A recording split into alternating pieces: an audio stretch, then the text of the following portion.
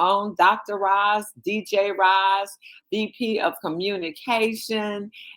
She wears many hats here. She's an emerald in the business, meaning her and her team have done $50,000 in a calendar month. But guys, she is a sneeze away from diamond because she is putting in the work.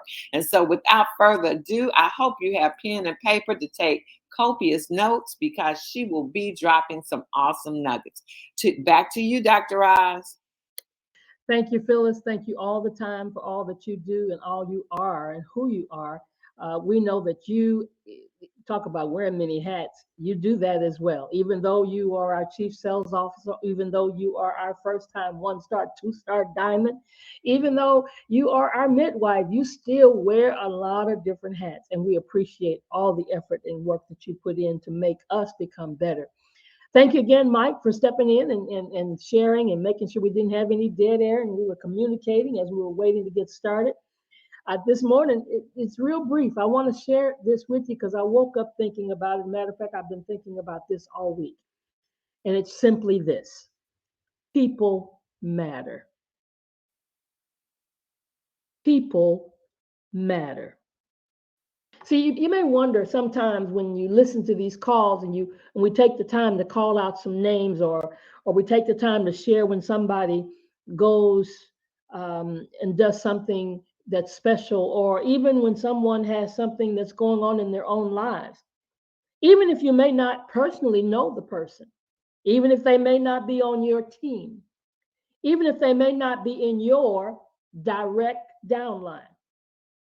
Why do we do that? Because people matter. I mean, I could rattle off a few things this morning. Kim Gallagher, her is in the hospital right now. Terry Anderson's mother just recently passed. Sheila Shepherd was just involved in a fire and was burned in the hospital, and she's in the hospital. Valerie Jackson just had a death in her family. No, and see, I'm not doing that trying to sound like a prayer list in church, but people matter. There's a story about a sea captain, and he was having this argument with his chief engineer because the chief engineer felt that his job was more important than the sea captain. So finally, they decided to trade places for a day. After a few hours, the captain suddenly appeared on deck covered with oil and soot. "Chief," he yelled, widely waving aloft a monkey wrench, "you'll have to come down here. I can't make the ship go." The chief engineer said, "Of course not. We're aground." See, the story lets us know that everyone is important. You know, in this situation, the boat won't go if we all don't row. We got to be committed to each other. Sure, I understand. I understand that numbers matter, technology matters, efficiency matters, but they don't matter nearly as much as people do. Because to succeed in business, you've got to understand and value people.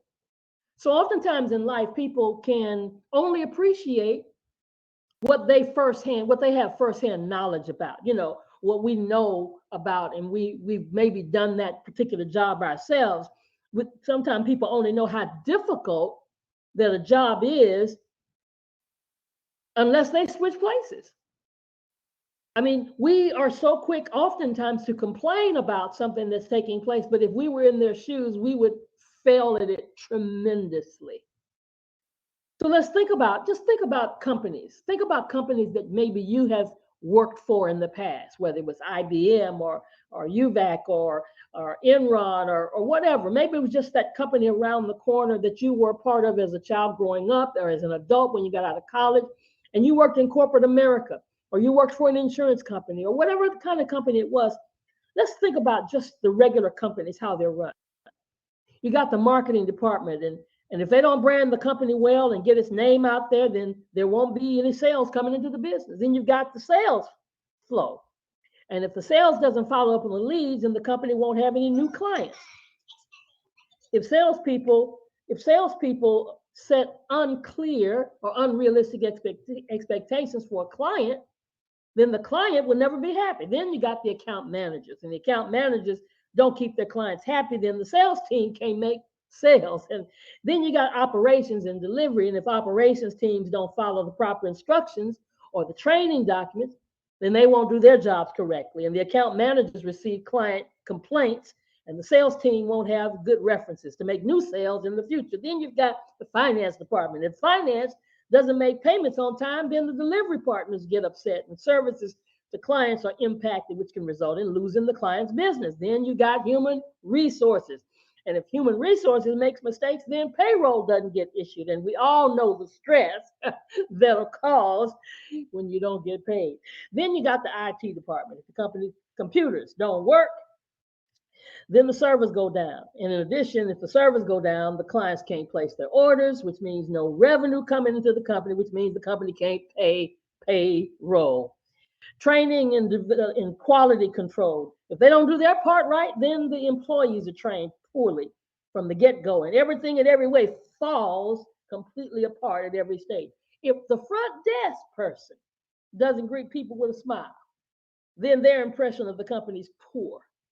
If they don't answer the phones properly and politely and direct people where they can get, then the clients are upset and the company loses business.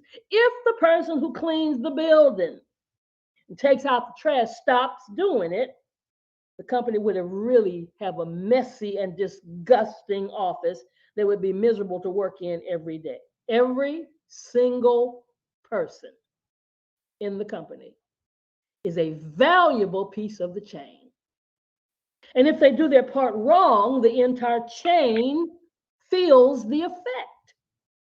That chain is a circle that goes round and round with no beginning and no end. Every person matters, people matter, and it's equally important to the overall function done in the company. No one person is insignificant or small in the process. We all need each other. Everyone needs one another. Now, you guys know, if you don't know, I'll tell you again, I love sports. Can I talk about sports for a minute? If you listen to me, you may not know sports, but I'll teach you something about sports. Golf. There's this guy called a caddy that we rarely hear his name. But how important is the caddy? The caddy isn't just an actual athletic person, but caddies are out there on the green, walking the green the same distance that the golfer is walking, weathering every hole, every stroke. The caddies do more than just carry the clubs. They provide valuable advice, they course knowledge, and they support throughout the tournament. Can I talk about baseball for a second? Yeah, the catcher. When's the last time you knew the name of the catcher? The catcher is responsible for working with the pitcher to determine what pitches are going to be thrown. No, he doesn't make that decision by himself. Not to mention, the catcher is one of the most physically challenging positions in the sport. Have you ever looked at a catcher? Do you know what he looks like? He's squatting the whole time. The stress on his legs, his joints, and his back is substantial. Oh, and by the way, they often get hit with speeding baseballs. So there's that. Football. Y'all know I love football, right? When is the only time that the holder of the football for the kicker gets recognition? Usually when he does something wrong. But when he does it right, and there's a great field goal, and the field goal wins the game, the holder doesn't get the credit. And even the linemen in football don't nearly get enough credit for their contribution. And of course, the quarterback and the running backs and the people who make the touchdowns and the wide end, the wide receivers, they get all of the accolades. But if it weren't for the linemen that keep the play going, that prevent the quarterback from being sacked, and most oftentimes you hear about everybody else.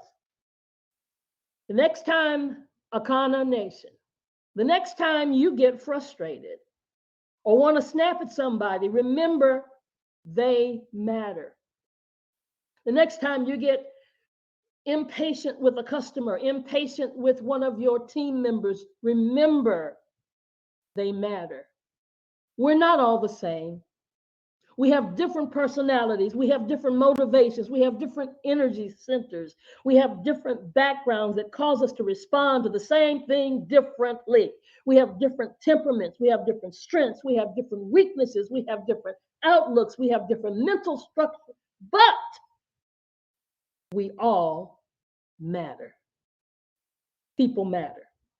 In your family, on your job, in your business, people matter.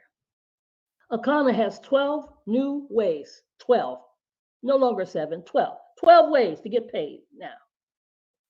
And some of those have to do with the whole company.